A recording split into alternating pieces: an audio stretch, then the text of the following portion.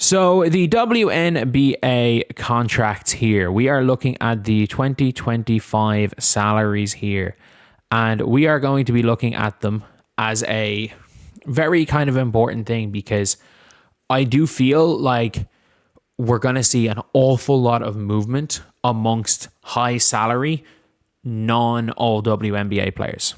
And I think this is going to be an important video because a lot of people are like, oh, these teams aren't going to give them maxes. These teams have money, they're going to pay. And before we get on to it though, if you guys are new to the channel, subscribe. We are trying to hit 57,750 subscribers by the end of the day. We're actually down to subscribe. Actually, no, we're just trying to gain a subscriber. We're just trying to gain a subscriber, to be honest. We did very little yesterday, but we're just trying to gain a subscriber. So if you look at this here, there are a lot of players here that you just know for a fact their teams can't afford them. So you look at Kahleah Copper, 248k. But Kahleah Copper, Alyssa Thomas, and Satu Sabli. So you've got the Supermax, you have got Max. What that means for those is that if one of Kahleah Copper, Satu, or Alyssa Thomas get the Supermax, and let's be real, they're all going to want the max. And you got to choose 2 or 3 because if you give all of them the max, 1.3 million by 3, that's 3.9 million.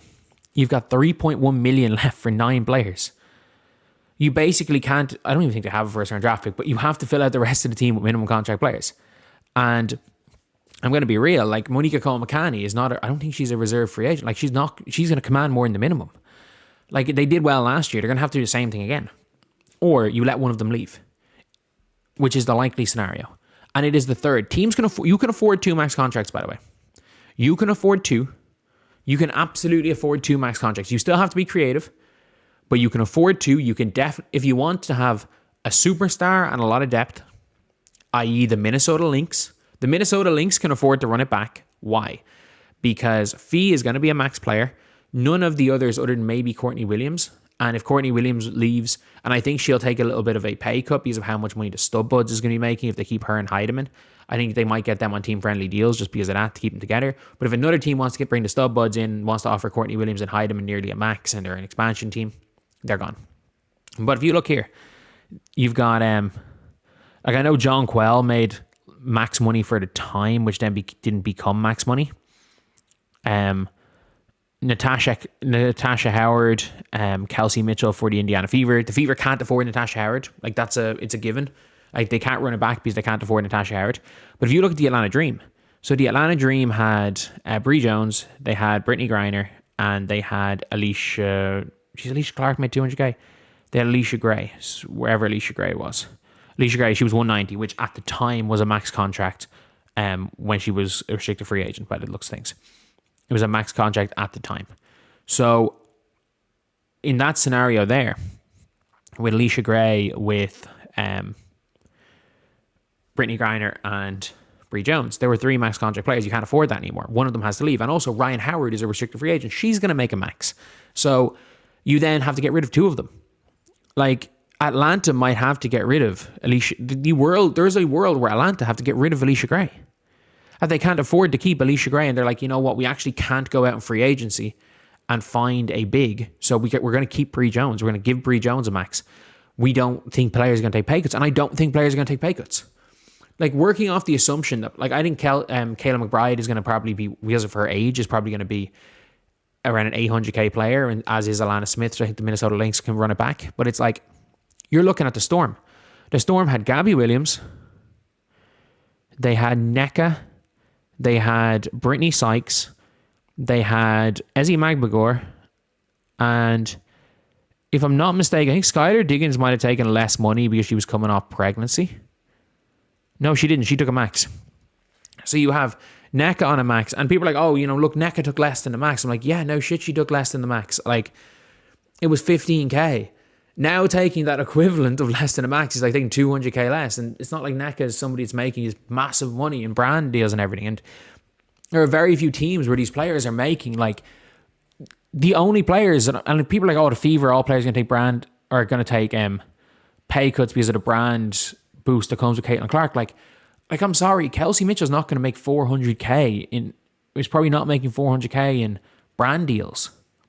She's not going to take that pay cut. It's not going to be made up by playing for Fever over playing for somebody else. It's just not. Yes, Aaliyah is. Aaliyah is making more than that. Yes, Lexi Hull is going to probably will take a pay cut for the reason of she's starting that makeup brand, and it's a big benefit it being her being a member of the Fever while she's doing that. Sophie Cunningham is going to take some form of a pay cut because her stuff is not predicated on her being a member of the Fever, but it helps if she's a member of the Fever. So yeah, like these players will take pay cuts, but like to try to argue that a Kelsey Mitchell should take a pay cut because it makes more sense playing with India, or take a pay cut to win. These players are not multimillionaires, and they can become multimillionaires if they don't take pay cuts. Like they're not going to take pay cuts. I'm sorry, like if you are as a human in your job, you are making $200,000 a year, and then your salary you end up getting an offer to leave your company of $1.4 million. And your company can only offer you 900k. You'd be a fucking dumbass to take the 900k. Especially because one of these teams offering you 1.4 million are giving you the opportunity to have a better role, be able to do what you want, and live in a new city for 6 months a year, and you can go and put up your stats. Like it's on a human level, nobody would do that. But then you're looking here. So certain teams, the Seattle Storm can't run it back.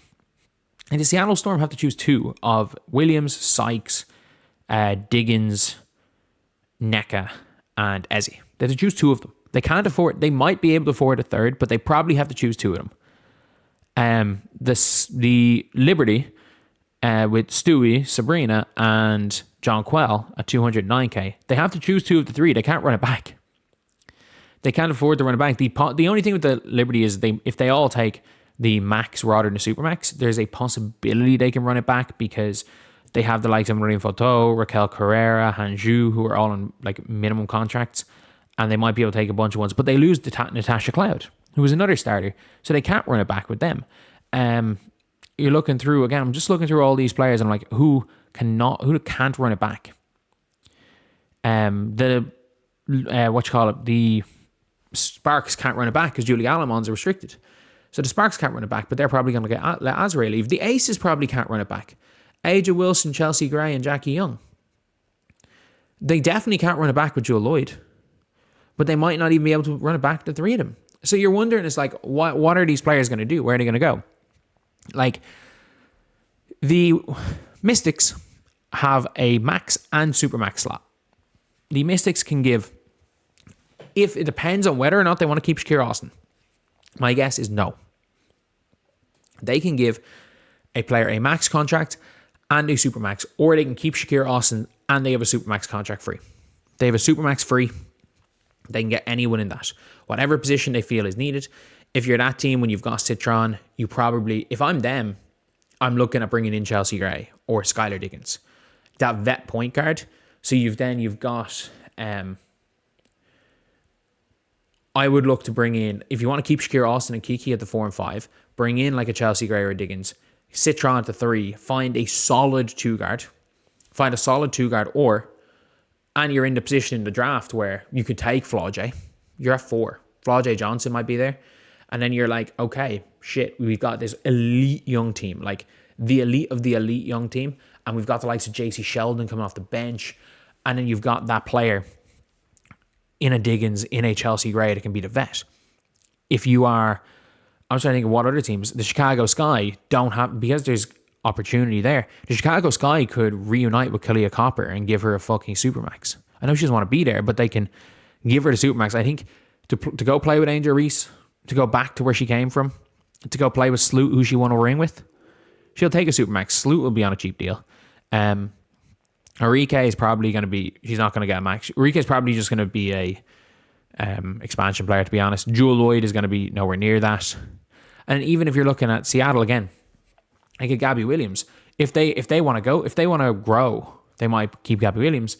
But if they want to tear it down, they might just go, fuck it, we're going to go young, because they could have Olivia Miles at the 1. And then Skylar Diggins, if they draft Olivia Miles, there's no need for Skylar Diggins. and maybe they keep Skylar Diggins if they want to, have Olivia Miles as her vet, or have her as a vet for Olivia Miles, and get rid of NECA, and then suddenly NECA's free, and these teams, one of Satu or Copper is going to be free. Bree Jones might be available. Natasha Howard is going to be available. She's probably going to command about $500K in the open market. Marina Mabry's probably going... Heck, everyone thinks Marina Mabry's just going to go back to Connecticut, but I'm like, these players are all way better than Marina Mabry, and are going to command the same amount of money as Marina Mabry. Ariel Atkins, the Sky don't have to core Ariel Atkins anymore, because if she walks, cool, because there's going to be so many players that teams can't afford. Teams can't afford 3 Supermax players, especially the 4. The Aces had 4. The Storm had 5 last year. Teams have to be as creative as possible to afford 3. It's nearly impossible to afford 3 max contract players. There were teams with 4, with 5 max contract players last year. They're just not going to be able to do it. They're just not going to be able to do it. So you're looking, and even the likes, obviously, of these top tier players, all these players making 200, 186K plus, 185K plus. These players are making near max deals or max deals. And there's going to be 2 on every team. The difference is that last year, what ended up happening was there was 4, 5 on contending teams. And the non-contending teams, like the Mystics, were paying Alicia Clark 200K. That were paying 170K to Steph Dolson. If you're the Fever, you had the money, so instead of paying 214K for an actual All-Star, you paid it for Natasha Howard for some reason. Like, you see all of this, and it's like, all of these players here, these lower tier players are kind of irrelevant, but like, that third, quote unquote, third star is going to be gone. That we have these rookie players on 70K a year contracts, and we're a rebuilding team, so let's just throw a max contract on Erica Wheeler for no reason, because we can convince her to come. Those days are still there, except the difference is that money, instead of going to an Erica Wheeler, because certain teams have 4 max contract players, instead of that money going to Erica Wheeler, you can't afford 4 max contract players. So throwing a max at a player, instead of getting you an Erica Wheeler, might get you Skylar Diggins. And that's kind of the difference in the last 2 years. But anyway, I'll see you guys.